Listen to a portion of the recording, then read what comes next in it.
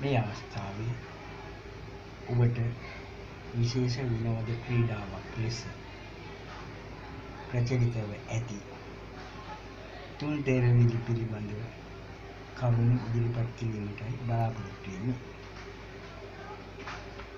මේ තුන් තෙරවිලි පෙර සිට අපේ භාෂාවේ අපේ රටේ පැවතුණු දෙයක්. ඒ තුලින් බුද්ධියත් දැනුමත් වර්ධනය වෙනවා.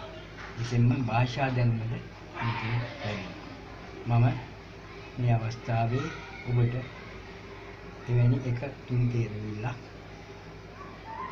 ඉදිරිපත් කරනවා. අපිට ඔය ගම්වල නම් පුජ්‍යල නාම ඒ හැම දෙයකටම තෙරවිලි සකස් කරන්න පුළුවන්. දැන් අපි කියමු ගුලි ඉන්න මේ තෙරවිල්ලේ ප්‍රශ්නය. මේ විසඳන්නේ ගුලි නම් පිඩු, ගින් ඉන්න නම් උල, පිඩු උල උඩුපි.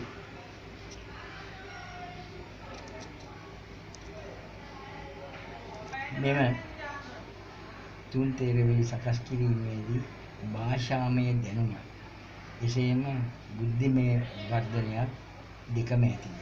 දැන් අද ව්‍යවහාරයේ පවතින ග්‍රාමනාම වෙනත් සංඥානාම යොදාගත්තාම මේ වගේ දේවල් සකස් කරගන්න පුළුවන්.